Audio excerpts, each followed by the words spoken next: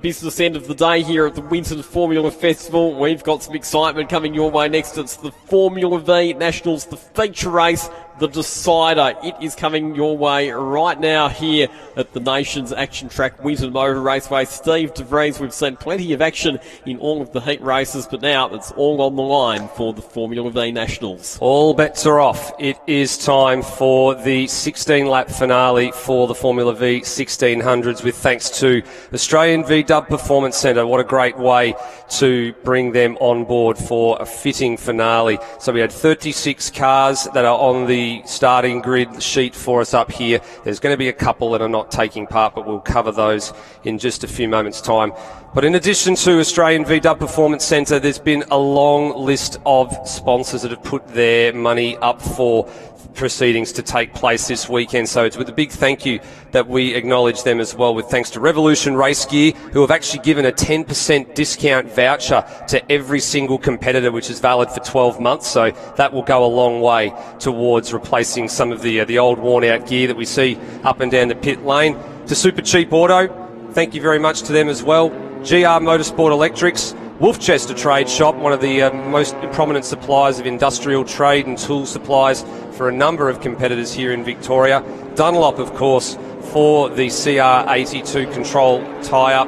Joust Raceway, DocuLink Australia, Exotic Graphics, and Personalise Your Wine. There's actually been a great initiative from the Formula V Club as part of the National Challenge, where they've been able to put some bottles of wine into a package, and a number of competitors and competing teams have also put their hand up and said they wanted to take some of that stuff home. And I think the wine will be flowing a little bit later tonight up at the Benalla Bowls Club when we present the final Formula V National Challenge trophy to the winner of this 1600 heat race. Sorry, not heat race, final race. I was about to say heat because the heat's heating up. It's the crescendo's been building. It's been getting a little bit more desperate and a little bit more anxious with a number of drivers in this field, especially through the last two heat races that determined the final grid spots here for the final race. So to run through the list as quickly as we can as they're coming around to the grid, we've got Reef McCarthy and Michael Kinsella, the one who's looking for his first title and the one who's looking to make it 3 out of the last 4 National Challenge events. Daniel Reynolds, who's won this race 3 times, starts out of 3rd place, with the youngster Hayden Crossland next to him in the number 6 Jacer out of position 4. Heath Collinson, who recently was crowned the Victorian State Circuit Racing Champion for 2022, alongside his stablemate in Andre Curran out of 5th and 6th. Then comes the West Australian David Casely, who's going to leave it all on the line here and go for broke out of position 7, alongside Curtis Porter from Queensland in position 8. And then Darren Williams and Isaac Woodhouse round out the top 10 starters for this race. Then back to Matthew Pearce, Brandon Taylor, Ash Clifford. Dylan Thomas, we understand, is not going to take part in this one, so there'll be a vacant spot for grid position number 14 ahead of Gary Ogden, Adam Nicholson, Nick Jones. Jeffrey Bennett starts out of position number 18, and then rounding out the top 20, it will be Samuk Rudrapatna and Matthew Biliak out of 19th and 20th. Another notable non-starter, Stuart Vaughan, the damage too severe on the number 22 Stealth to take place in this particular race. So sadly for him, watching on from the sidelines as we get ready to rumble for 16 laps. Just waiting for the last couple of cars at the back of the grid again in position. A very quick hold and we are away. No time wasted whatsoever. Lights were on and they were out in a flash. And it's a very even start for the front row of cars. McCarthy gets the whole shot into turn number 1. Crossland gets a position off of Daniel Reynolds very early, who's looking for an early switchback out of position number 2. And then behind, a tardy starting Heath Collinson has already coughed up a couple of spots. In fact, both the JRD cars have coughed up a spot to David Casey, who's taken 2 positions in the opening 2 corners. Nice tidy start from all of our front runners. Another quick car to watch coming through a bit further back in the pack because he's had a fraught weekend. Jake Rose starting down in 28th position. His speed should have him a lot higher in the field than that, so watch for him to be charging up through the order. Where's he at the moment out there on the tracks? As you said, he started down in the 28th position out of, I think, what was in 34 starters for this race. Looking for the GR Motorsport Electrics, number 66, buried somewhere down the field, as Collinson manages to nab a spot off of Curtis Porter after a bit of a tardy start. The JRD cars starting to get their act together. Tagged onto the back of David Casely's number 10, Jacer. Through turn 10 we go. We've got Ash Clifford ahead of Gary Ogden here, and Adam Nicholson, who we saw involved in that spectacular coming together with Curtis Porter at the final heat race for those two drivers. It's actually been adjudged that I thought it was going to be a case of Nicholson maybe leaving not enough room on the outside, but they actually gave Curtis Porter a two-place grid penalty for this start of the feature race, which means he would have been starting sixth. So a little bit of an unusual set of circumstances there. And McCarthy and McKinsella getting it on like Donkey Kong, wasting no time through turn number 2. This has been ended in tears at this part of the track before, and Reynolds is sticking his nose in there, keeping very interested. A little bit of a mistake, lock break from the number 35 New South Welshman down into turn 3, and he almost loses a second spot to Crossland at 4.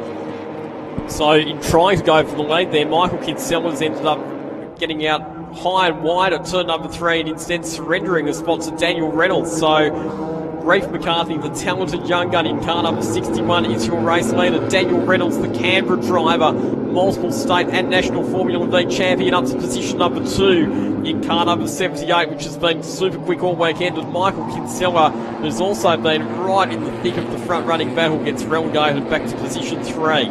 Keeping an eye out for Jake Rose still as well in the number 66 machine. Looks like he's managed to get up into number 19, so he's 19th in the running order. So already a great haul of positions on the opening lap, 9 in total, as Reynolds challenging for the lead on the outside on the run to turn 11 here. McCarthy has the high ground. Can Reynolds slide back up the inside before turn 12 if he can get half a run? Not just yet. Not just yet. Got to bide your time for a little bit longer. But this is an interesting pack of cars as well. It's about 8 or 9 cars deep for the top 8 positions at the moment. Reynolds actually now goes to the lead of this race. Kinsella back up the inside. Little wiggle from the number 35 Jacer, just in the braking zone, but he managed to get it stopped and slide up in front of the Beecham number 61. On to turn 3 we go, and that solidifies that position for Kinsella. So the man from the ACT, Daniel Reynolds, assumes the lead of this race from the 2-time winner, Michael Kinsella. Crossland now getting glued to the gearbox of Reef McCarthy as they head through the sweeper up at turn 5. Reef McCarthy was quite defensive on the run into turn number 1, and I can't help but feel that might have just upset his rhythm a little bit. And we've got some dramas for the number 29 car a bit further back in the pack. That car has rotated. That is Brandon Taylor. He's off the road. He was at a turn 4 as well, so he's sort of come a cropper. Same sort of spot we've seen a few drivers in the last couple of races come unstuck, getting a little bit too greedy on the exit of turn number 4. So that's going to drop him right down the order. He actually started a bit sort of in the midfield, and that's going to drop him right to the tail of the field. A couple of combatants a bit further down the back end of the top 10 order. Darren Williams in the number 79 giving chase to Isaac Woodhouse, who he had those couple of 5-second penalties from his last heat race. That one for the safety car restart infringement, one for the jump start. It did cost him a couple of positions in the end. It only cost him 3 spots in that heat race overall. Didn't have a huge impact on his grid starting position for the finale. We said off air that we think that the winner was going to come from the top 3 cars. This Casely's very loose. He's lost the momentum out of turn 2. That's enough for Collinson to be down the inside. Can Kieran go with him? Yes, he can. Porter looks to try and go down the inside as well. He just wasn't quite close enough, and that brought Woodhouse and Darren Williams back into the fray as well. This is a frenetic pace out in front at the moment, being held by Kinsella and Reynolds. They are doing their best to break the spirits of not only McCarthy and Crossland behind, but also for these guys from 5th on back all the way through to 10th. They are setting a rapid pace right now in front. They're in the 34s relative to all these guys on screen in the 36s. Fastest lap of the race at 34.7 for Daniel Reynolds, our race leader last time around. Oh, we've got someone off the road here as well. That's up at the top end of the circuit, I think, as well, up at turn 7. Can't see who that is. That's the 25. It's John Casamati, the second of the Beecham cars. Now, he's been for a bit of a ride through a puddle there as well. There's mud from one end of the car to the other. It's all congested in this mid-pack, isn't it? So good battle at the moment. That's Curtis Porter in the number 12 car, but Isaac Woodhouse big up lunge. the inside, a big dive at turn number 11. Locked a brake in there as well, and that's left him vulnerable to Williams now out of turn 12 if he can get a really good run here. Couldn't see whether it was the inside right or the rear right on the frontal rear that locked on the way into there, but whatever it was, it did just enough to avoid the contact with Curtis Porter, who probably opened steering a little bit as well to make sure he had enough room. Williams unable to take advantage of the rookie's mistake. Nicholson and Matthew Pearce have tacked onto the back of this group as well. So this is a train from Heath Collinson in 5th all the way back to, what are we looking at here? We're looking now going down all the way back to 12th place at the moment. So you've got your lead 2 pair out in front, then the next 2 pair of McCarthy and Crossland, and then you've got a massive train all the way from 5th through to 12th. And this is further down the order we're looking at here, with Josh Munro giving chase to Matthew Bielek from South Australia.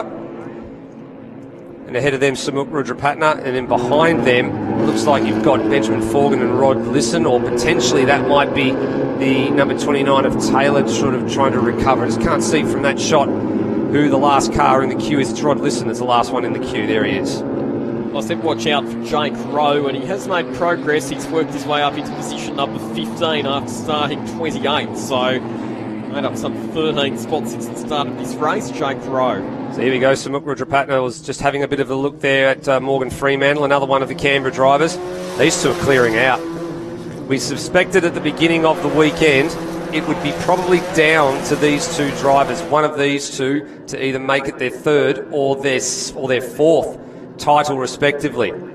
So Kinsella now assumes the lead at turn 1. Again, they were quicker last time around, 33.8. These are qualifying laps for them. These are the times that they set at the beginning of Saturday morning in the qualifying sessions, where they're now still only a couple of tenths of a second quicker than the chasing pack, which are now into the 34s, but they are absolutely booking it out in front at the moment. Another position for Jake Rowe. Picks one off on Gary Ogden. That's enough to move him up to 13th place, so he's made really great progress through the field, but the next sort of car up the road from him is some 8 seconds in advance of the next position. So you can see as they go through the sweeper here at 5, the next car's not even in the frame. It's actually just coming through the bottom of the shot at the moment, going through turn 7. So he's got a fair way to go, Jake Rowe, to get the next spot on the radar, position 12, which belongs to Matthew Pearce. Oh, more problems. Not again. Ogden, and safety car. Safety car. Yep. It is. There we go. They called it straight away. There was no ifs, buts or maybes. The stranded number 38, checkmate again, having dramas. It's not been their weekend over there in pit lane. So thankfully this will probably only be a fairly short tow off the circuit and just the 1 lap under safety car. But all the hard work that Reynolds and Kinsella have done over the last couple of laps, they had the margin out to 3.2 seconds. It is gone. So the field will compress. It's good news for Jake Rowe, isn't it? Absolutely. Because that 8-second margin up to the next car ahead, which will be Matthew Pearce, that will get eroded by this safety car. Absolutely brilliant news for Jake Rowe. Precisely what he wanted, not what the crew at the head of the field were expecting to see. And here they come. So we've had a very frenetic opening to this race. Thankfully, no contact, no damage, just a couple of wounded pride moments for a number of drivers in the cockpits, having been off track or come to a little bit of grief of their own volition. But this is where it really gets interesting. This is almost on the half distance mark. We're on lap 7. It is a 16-lap final race, so it's almost like a competition caution now in the middle of a NASCAR race, where they throw the flag, everyone gets a little bit of a breather, and it's right on the half distance point. So you've done a fair bit of hard work already, but now the mental games, I think, really start to kick in. You've got to execute the restart properly. You've got to make sure there's no overlapping. We've already seen a penalty applied to that man on screen there for that offence, the number 12 machine of Isaac Woodhouse, so you don't want to repeat the same mistake again. Just a quick note for our Facebook viewers, you've got to switch over to Blendline TV /live if you would like to continue watching. There is a little bit of a drama with how long the Blendline TV crew are able to post onto Facebook before it gives up the ghost. YouTube's still okay. Blendline TV /live still okay. Just if you're watching on Facebook, please move over to one of those two options. Once again, good job by the Winton recovery crew with their Ford Range Raptor. They have got Corey Ogden's car out of the way. Malachi Windsor has come into the pits as well, so unfortunately some problems for the number 88 car. And apart from Thomas and Vaughan, also noticed there's a few other non-starters as well. Unfortunately, Vile, Lennox, Darren Power, who had the clutch issue earlier on, not making it to the start. Yeah, so a couple of extra drivers that we weren't expecting to miss the start have missed the start. I was actually down at the scene. I thought that they might have been able to get the Claudia Lennox Sabre 01 back up and running. They did have the nose cone off and working pretty feverishly on it, but it looks like they've not been able to get that done in time for the finale. So, Michael Kinsella's got control of the field. Second time he's had to do this on Sunday. Executed the restart pretty perfectly earlier in the day with the heat race restart, and he's done pretty well here as well. He went just before turn 11. He's caught Reynolds a little bit unawares, got an extra couple of car lengths out of that, so that's a good restart.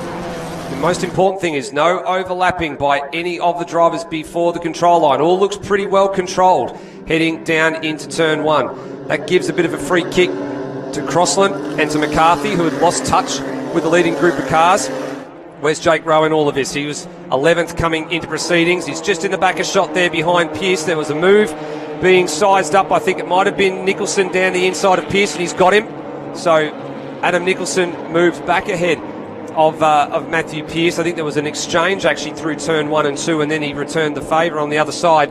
And Rose getting very interested now in the back of the number 37 Jacer of Matthew Pearce. Likewise, Casely getting very interested in the Collinson Black Angus Sabre 02 of Heath Collinson. And as he managed to get through, he got it for a brief moment. Tries to keep his nose in there and keep the wheel in there through turn 8, but he had to withdraw. Not a great restart from Heath Collinson. He gave away a number of car lengths off the restart to the 4 cars ahead on the racetrack, and he's now vulnerable to Casely and Curran and Porter. There's a big freight train of cars forming up, in fact. Well, there's and a move Woodhouse down the inside of Porter as well at turn 10. So he's caught him napping there as well, and Darren Williams is going to get the job done as well. Porter with poor drive off of turn 10 as well. So that passing move from Isaac Woodhouse not only opened up the door for him to get through, it opened the door for Williams to get through as well. And then, well, actually, it's also opened the door for Adam Nicholson to get through as well. Remember, those two came together a little bit earlier in the day as well, and I don't think Porter wants any further piece of that. There is a penalty for car number 81, which is going to, we're not sure what that is. It's for Benjamin Forgan, possibly for either a restart infringement or something else, but a drive-through penalty. Normally that's for a pretty severe offence. Here goes Woodhouse down the inside. He got very close to tagging his teammate there. Forces a couple of cars behind to check up. That's benefited Darren Williams massively, and it's given a huge hampering there to Adam Nicholson, who was first on the scene, had to hit the anchors to check up, and surrenders a couple of positions as a result. Now he's got to hang on around the long way. We saw this end in tears for Jake Rowe earlier. Porter on the outside, and he's going to try the long way here at the sweeper. We've got a car off, we do. David Casely. Casely in the DMC air conditioning entry is off at 7. Wow, what a shame. He did say he was not going to leave anything on the table. He was going to leave it all out there, and he's pushed the envelope just a little bit too far at turn number 7. He's been right on the ragged edge this weekend, David Casely, but just pushing a little bit too hard up there at turn number 7, and that mistake will drop him outside the top 10. Been on the edge of being out of control. I think we've seen him a few times with wheels over curbs. That's just the way he likes to drive, but when you overstep the boundary just a little bit too much, it normally ends in disaster. Thankfully, he's kept it out of the wall. He's kept going. And that's an extra position for all these drivers on the screen at the moment. They'll all move up one spot. That'll put Jake Rowe now up into, I think it would be 12th place. The lead two pair have cleared out again, so it hasn't taken very long for Kinsella and Reynolds to clear away from McCarthy and Crossland at the restart here. It's only taken them 2 laps. Williams now through on Isaac Woodhouse. Likewise, Andre Curran looking for the same treatment down the inside at 3, consolidates at 4. Collinson off the road. Has he been off the circuit? Has he actually either missed a gear or has he gone through the grass there? What's wrong with the number 31 Sabre 02? He's dropped a bunch of spots. He's dropped all the way back, I think, to about 14th or 15th, just looking at my math. He's actually gone further than that. He's gone back behind Nick Grigg, who himself was actually outside the top 20, so that's disastrous for Heath Collinson. What an angry freight train this is, led by Darren Williams. Heading down towards turn number 10. So this is the battle group from 6th on back now, which will soon become 5th when they get to the timing beacon and it all updates. Looks like Jake Rowe's about to pick up another spot here down the inside of the Pierce Plumbing number 37 entry, heading towards turn 11, and through goes the GR Motorsport Electrics number 66 Sabre 02. Next target up looks like it's going to be Curtis Porter, who's about half a second to 3/4 of a second up the road. Hayden Crossland's done fairly well here, Lockie, to hang on to the back of probably what's a more experienced campaigner in Reef McCarthy, and they have had a few gremlins with that Jacer over the course of the weekend, and they've had to adapt their driving style to suit. And those swaps positions a couple of times as well, as we see Adam Nicholson really throwing it into turn number 3, almost back to the car, and you could say that he was getting 4-wheel drift happening, had to wind on a bit of opposite lock as well to get that car back up, and that has made him a bit vulnerable to Curtis Porter. As we look back at this battle for positions 3 and 4 between Reef McCarthy and Hayden Crossland. Both of them have had experience in different types of vehicles. Reef McCarthy coming off the back of an appearance in the Double Up Super 2 Series up at Bathurst 1000 last weekend, where he subbed for Jay Robotham. And Hayden Crossland has done some production car racing in the Bathurst 6 Hour, teaming up with his brother Ben Crossland. I was just checking out the suspension travel, and the tyres just sort of juddering up and down on the surface of the circuit as they came through turn 8. They're really pushing hard to try and catch these two a bit further up the road. At the moment, the margin between 2nd and 3rd place is around 3 seconds. It's going to be a bit bigger than that the next time we get around, because these two again are dipping into the 1 minute 33 lap times. Last time around again in the 33s, and McCarthy and Crossland into, actually that time McCarthy was in the 35s and Crossland in a 34.9, so they're losing touch. They're losing touch steadily. They're going to need a miracle out in front to catch Kinsella and Reynolds. Have a look at this angry pack though, still on the march out of turn number 2, headed by Isaac Woodhouse. This has been a very, very close fought group for the balance of the top 10. Woodhouse holding 6th ahead of Curran, Nicholson, Porter, and then Nick Jones a bit further down the order. Here's Matthew Pearce. He's sort of drifted backwards after being passed by Jake Rowe. I think maybe he's made a mistake somewhere, because he definitely wasn't that close to David Casely after Casely'd been off the road at turn 7. So he's made a little bit of a boo-boo somewhere out there on the circuit and has drifted now outside the top 10, completely lost touch with the remainder of the top 10 runners. We saw this car was off the road a little bit earlier as well. Brandon Taylor giving chase to Sabre 01 of Samut Rudrapatna out of the Cura Motorsport stable. They're just ahead of this group of 3 cars, Pearce, Casely and Bilayak. So 3 different drivers from 3 different states. And then further up the order again, here's a change for one of the places inside the 10, firmly down the inside. Andre Curran, oh, there's major contact and over! Almost a full roll goes Andre Curran, so contact between Nicholson and Curran. I'm not sure if we're going to see these guys get out of jail anytime soon. I've got a funny feeling that we're going to see a yellow flag and possibly a safety car to pick at least one of these cars up if you can't get out of there. It's in a bit of a precarious position. So it was Nicholson who was passed by Curran, looking for the switchback and some contact at the point of turn-in. Almost rolled the number 32 Aussie Boat Sales and IntelliTrack entry, and he's going nowhere. That was scary. It was, and with that car in that position, you would have to say it's likely to produce a safety car. Let's have a look at the replay. So this is on the run down into the final two corners, turns 11 and 12. Fair Curran pass. up the inside. Nicholson trying to do the switchback, and they locked wheels. Oh, just at the turning point for turn number 12. That's going to be messy, and that would have been scary too, because we've seen a couple of years ago Brett Burton went over onto his lid in similar circumstances at that part of the track. At the moment, we haven't thrown the yellow flag just yet, so maybe just some localised yellows, unless we're doing it right about now. It has. It's gone right now because Curran can't get out. He's tried to get out. The safety car has been called. It's a full course yellow, and this essentially, I think, will come very close to finishing this race under safety car, which would be a bit of a shame if it does, because I was looking forward to seeing whether or not Reynolds had anything in store for Kinsella. There's still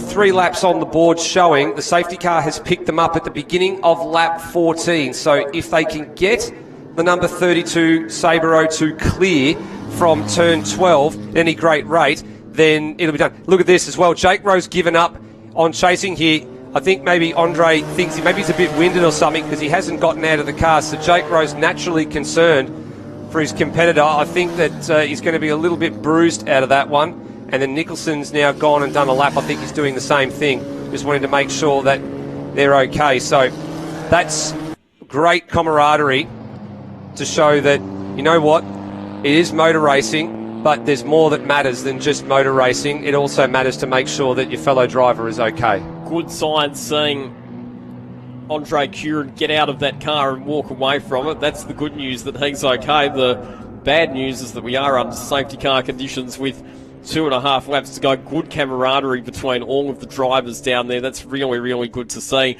The recovery crews are down there as well. The big question now is how quickly can they get this recovery done and potentially get this race back underway, or will we be finishing behind the safety car? That is the question we don't have the answer to just yet. So we're just waiting to see how much time's required to move this car.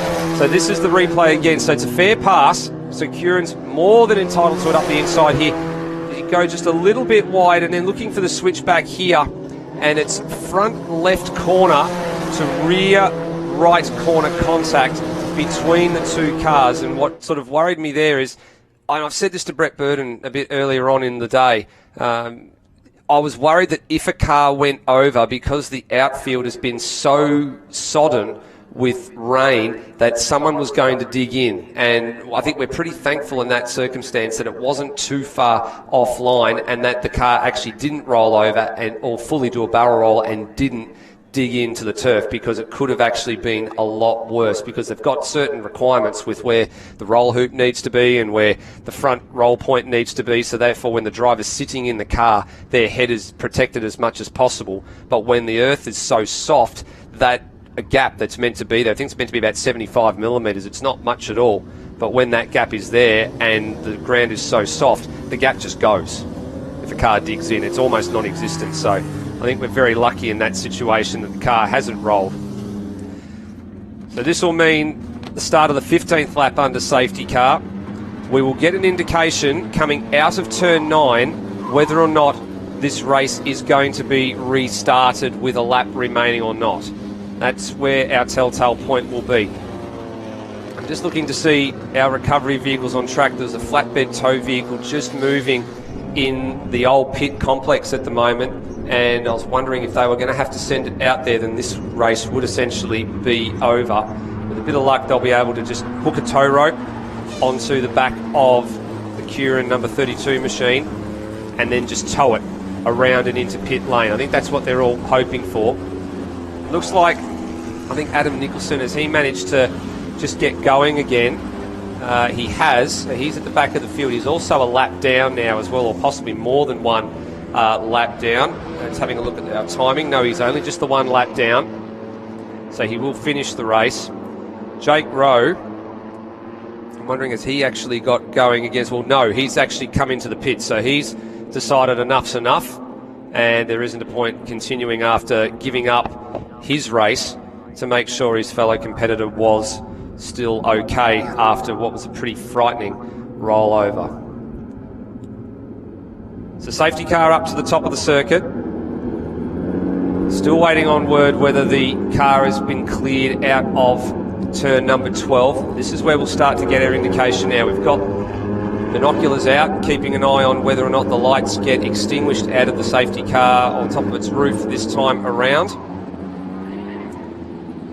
If they're going to go out, they'll go out right about now out of turn 9. If it gets to turn 10 and the lights are still on, then this race is effectively over, and they haven't gone out just yet. So my suggestion is that it maybe has been a little bit too long. Here we go, actually pulling the vehicle in. Actually, we're going to get a late call.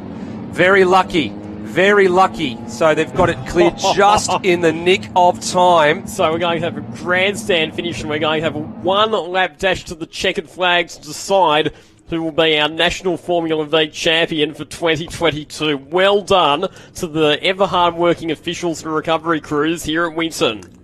Well, could this be Abu Dhabi 2021 eat your heart out Formula One style thing? We're going to get a one-lap dash to the checkered flag. Here we go. It's Kinsella, Reynolds, McCarthy, Crossland. Then it's back to the number 12 of Isaac Woodhouse, Williams, Porter, Jones, Jeff Bennett and Ash Clifford, the top 10 as they stand right now. Who's got the muscle to make the last move count in the final lap of the 1600s for Formula V National Challenge 2022? Very wide on the outside of turn number 2 was Kinsella. He almost made the fence. That was wild at the restart here as he pushes to the maximum extent. 11 tenths, wringing the neck of the chaser through turn 2 and survives on the other side of turn 4. For the moment, he's done all the hard work. He's still got half a dozen corners to go. He's done a really good job, Michael Kinsella. It was super wide on the exit of turn 2, but if anything, he's opened up the gap to Daniel Reynolds, who's running out of overtaking opportunities. Turn number 7 was one of the overtaking spots. Reynolds was not close enough there. The other 2 spots to overtake will be turns 10 and 11. At the moment, Reynolds is not close enough. Kinsella's done enough. He's opened up enough of a margin to protect his lead at the moment. Oh, it's contact further back in the field. Ashley Clifford's involved. Clifford, you've got, looks like David Casely. Is he in that as well? I think he is. And also Brandon Taylor. They're all involved in it. Back to the lead. It looks like Kinsella's done enough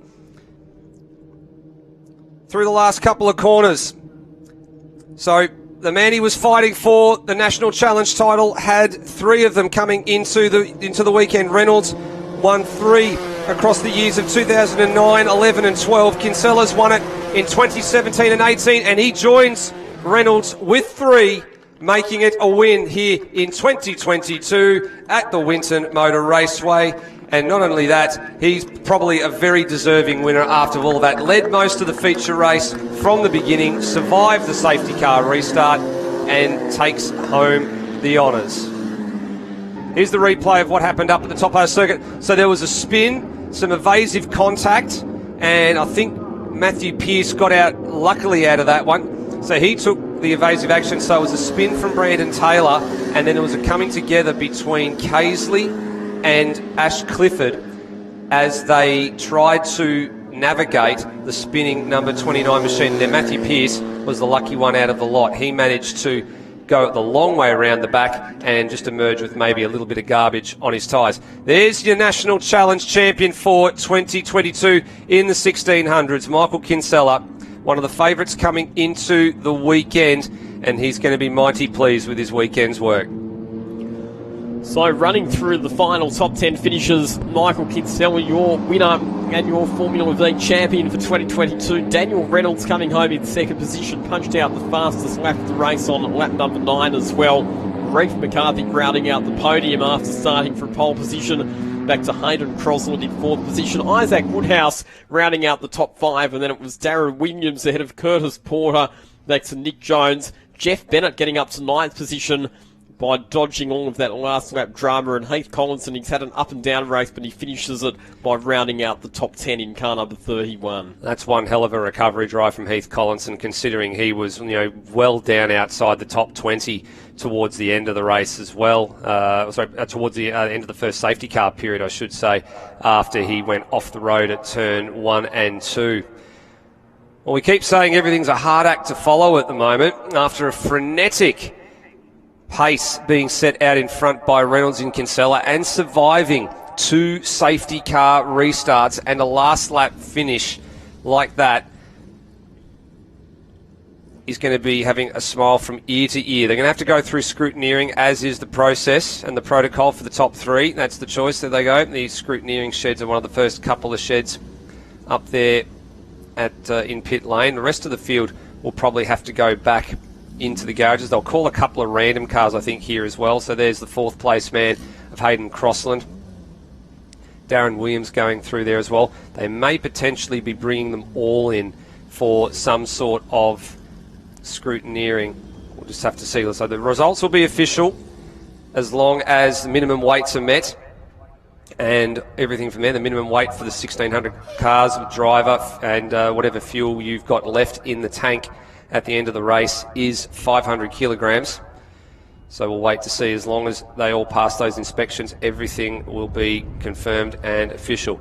There's the cleanup crews hard at work. There's going to be a bit of oil down there, I can see already. There's plenty of the speedy dry being put down on the outside of the circuit. So someone who's spun has left a little bit of the rich black stuff on top of the black stuff, and they'll have to get that rectified before they send the 1200 class cars out.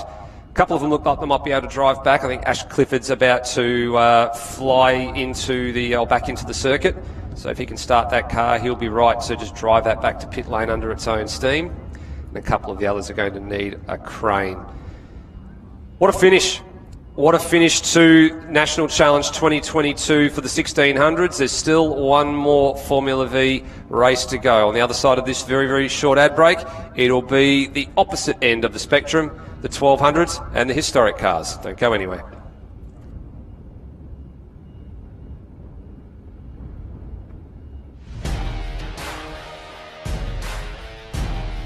Facebook isn't the only place that you can support Australian grassroots motorsport with Blendline TV. To see more real race cars, more live events and more of the racing you love, subscribe to the Blendline TV YouTube channel, sign up to our mailing list or bookmark and subscribe to our website at blendline.tv. Thanks for continuing